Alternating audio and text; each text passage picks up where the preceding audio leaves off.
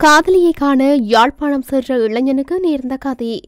தமிழ் பொது வேட்பாளர் குறித்து சுமந்திரனின் முடிவு. மஹிந்த கட்சியின் ஜனாதிபதி வேட்பாளராக தம்பிக்க. வடக்குநாரிமலை விவகாரம். ஆலய பூசகரிடம் பயங்கரவாத புலனாய்வு பிரிவு விசாரணை. மன்னார் நோக்கி பயணித்த சொகுசு பேருந்து புத்தளத்தில் விபத்து. தமிழர் பகுதியில் வயல் காணிகளை அபகரிக்க முயலும் பௌத்தபிக்கு. கடவுச்சீட்டு பெற காத்திருப்போருக்கு வெளியான முக்கிய அறிவிப்பு. 2024 பாரிஸ் ஒலிம்பிக் போட்டியின் தொடக்க விழா. யாழ்ப்பாணம் உரும்புராய் பகுதியில் காதலியை காண சென்ற இளைஞன் ஒருவரை கடத்தி சென்ற கும்பல் வாளால் வெட்டி சித்திரவதை செய்த சம்பவம் ஒன்று இடம்பெற்றுள்ளது.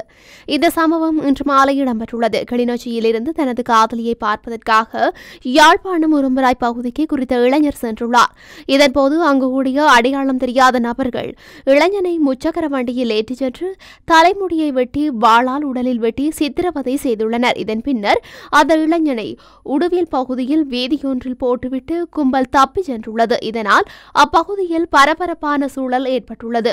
பூநகரி கிராஞ்சியைச் சேர்ந்த பிரதீபன் வினிஜன் என்ற இளைஞரே சம்பவத்தில் படுகாயமடைந்துள்ளதுடன் போலீசாருக்கு நடந்தவற்றை தெரிவித்துவிட்டு மயக்கமடைந்துள்ளார். இதையடுத்து படுகாயமடைந்துள்ள இளைஞனை நோயாளர் காவுவண்டி மூலம் யாழ்ப்பாணம் போதனா வைத்தியசாலைக்கு கொண்டு செல்ல நடவடிக்கை எடுக்கப்பட்டுள்ளது. மேலும் இந்த வாழ்வெட்டு சம்பவம் தொடர்பாக மானிப்பாய் போலீசார் விசாரணைகளை மேற்கொண்டு வருகின்றனர். ஜனாதிபதி தேர்தலுக்கான தமிழ் பொது வேட்பாளர் தொடர்பில் ஆதரவினை தெரிவிக்கப் போவதில்லை என இலங்கை தமிழரசுக் கட்சி தெரிவித்துள்ளது. கொழும்பில் நேற்று இடம்பெற்ற ஊடகவியலாளர் சந்திப்பின் போதே நாடாளுமன்ற உறுப்பினர் எம். சுமந்திரன் இதனை கூறியுள்ளார். அவர் மேலும் தெரிவிக்கையில், ஜனாதிபதி வேட்பாளர் என்பவர் ஒரு சமூகத்தை மாத்திரம் பிரதிநிதித்துவப்படுத்துவராக இருக்கக்கூடாது. குறிப்பாக ஜனாதிபதி தேர்தலில் போட்டியிடும் எந்தவொரு வேட்பாளரும் சகல சமூகத்திற்காகவும் முன்னிலையாக வேண்டும். இதன் அடிப்படையில் தமிழ் பொது வேட்பாளர் என்ற கருத்தியலை ஆதரிக்கவில்லை என இலங்கை தமிழரசுக் கட்சியின் நாடாளுமன்ற உறுப்பினர் எம். சுமந்திரன் குறிப்பிட்டுள்ளார். ஸ்ரீலங்கா பொதுஜன பெரமுன தனது ஜனாதிபதி வேட்பாளராக தொழிலதிபர் தம்பிக்க பெரேராவை எதிர்வரும் திங்கட்கிழமையன்று பரிந்துரைக்கும் என ராஜபக்சவின் விசுவாசியும் முன்னாள் ராஜதந்திரியுமான உதயங்க வீரதுங்க தெரிவித்துள்ளார். அத்துடன் பொதுஜன பெரமுன தலைமையிலான அரசாங்கத்தில் கட்சியின் தேசிய அமைப்பாளர் நாமல் ராஜபக்ச பிரதமராக நியமிக்கப்படுவார் என்றும் அவர் கூறியுள்ளார். எனினும் இது தொடர்பாக கட்சியின் உத்தியோகபூர்வ தகவல் எவையும் இதுவரை வெளியாகவில்லை. 2024 ஆண்டு செப்டம்பர் 21 தேதியன்று இலங்கையில் புதிய ஜனாதிபதியை தேர்ந்தெடுப்பதற்கான தேர்தல் நடைபெறும் என இலங்கை தேர்தல்கள் ஆணையகம் நேற்று அறிவித்தது. அத்துடன் தேர்தலுக்கான வேட்புமனுக்கள் 2024 ஆகஸ்ட் 15 தேதியன்று ஏற்றுக்கொள்ளப்படும் என்றும் இலங்கை தேர்தல் ஆணையகம் வர்த்தமானி அறிவிப்பை வெளியிட்டது. தற்போதைய ஜனாதிபதியின் பதவிக்காலம் 2024 நவம்பர் 17 அன்று முடிவடைகின்றது. அத்துடன் பதவியில் இருக்கும் ஜனாதிபதியின் பதவிக்காலம் முடிவடைவதற்கு ஒரு மாதத்திற்கு குறையாமலும் 2 மாதங்களுக்கு முன்னரும் தேர்தல் நடைபெற வேண்டும் என்ற விதியின் அடிப்படையில் இந்த தேர்தலுக்கான அறிவிப்பு வெளியாகியுள்ளது. வடக்குநாரி ஆலய பூசகரிடம் பயங்கரவாத புலனாய்வு பிரிவு விசாரணை. வவுனியா வடக்குநாரி ஆதி லிங்கேஸ்வரர் ஆலயத்தின் பூசகரான மதுமுகராசாவை பயங்கரவாத புலனாய்வு பிரிவின் வவுனியா அலுவலகத்தினர் விசாரணைக்கு உட்படுத்தியுள்ளனர். நேற்று முன்தினம் வவுனியாவில் அமைந்துள்ள பயங்கரவாத புலனாய்வு பிரிவுக்கு வருமாறு கிராம சேவையாளர் ஊடகம் விடுக்கப்பட்டது.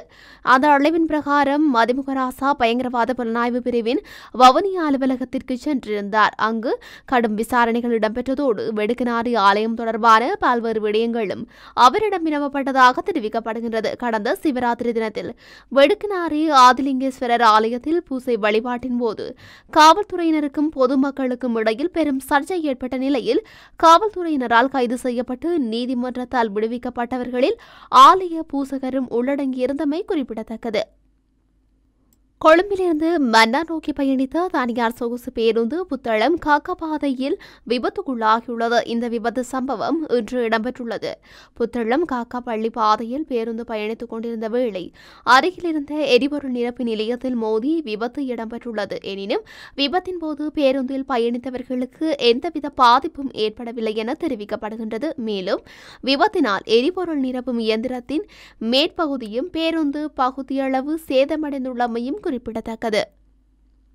திருகோணமலை லந்தங்குளம் பகுதியில் பொதுமக்களுக்கு சொந்தமான வயல் காணிகளை அப்பகுதியில் உள்ள விகாரையின் விகாராதிபதி அபகரிக்க முயற்சி செய்வதாக குற்றச்சாட்டொன்று எழுந்துள்ளது.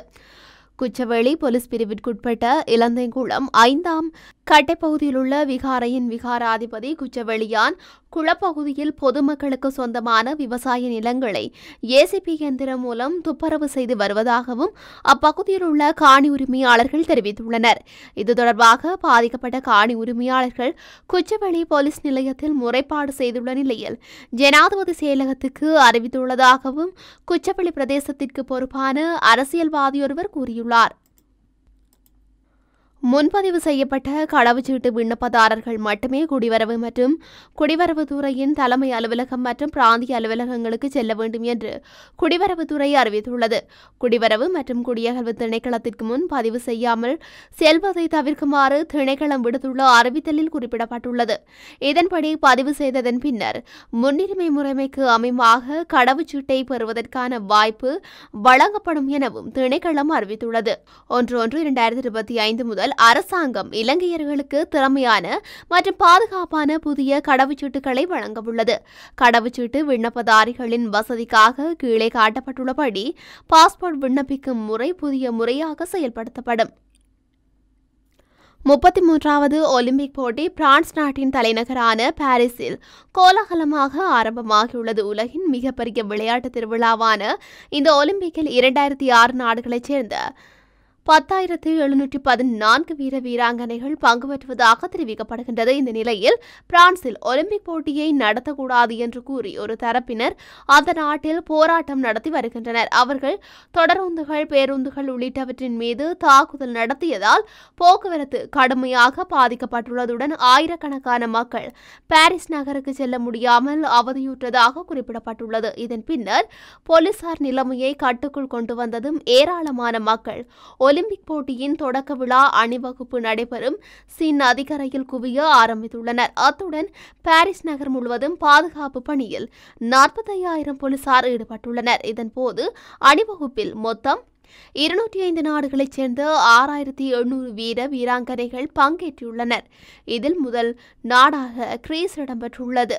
அந்த அணிவகுப்பில் இந்தியா சார்பில் டேபிள் டென்னிஸ் வீரர் சரத் கமால் மற்றும் ஒலிம்பிக்கில் இருமுறை பதக்கம் வென்றுள்ள பேட்மிண்டன் வீராங்கனை PV சிந்து ஆகியோர் கொடியை ஏந்தி சென்றுள்ளனர். அணிவகுப்பை தொடர்ந்து தொடக்க விழா நிறைவு நிகழ்ச்சிகள் டொராக்டோ என்ற இடத்தில் இடம்பெற்றுள்ளது. இந்த நிகழ்வில் பிரபல அமெரிக்க பாடகி லேடி காகா மேடையில் தோன்றி பாடல் பாடியுள்ளார். இதனைத் தொடர்ந்து வான வேடிக்கைகளுடன் கூடிய கண்கவர் நிகழ்ச்சிகளும் இடம்பெற்றுள்ளது.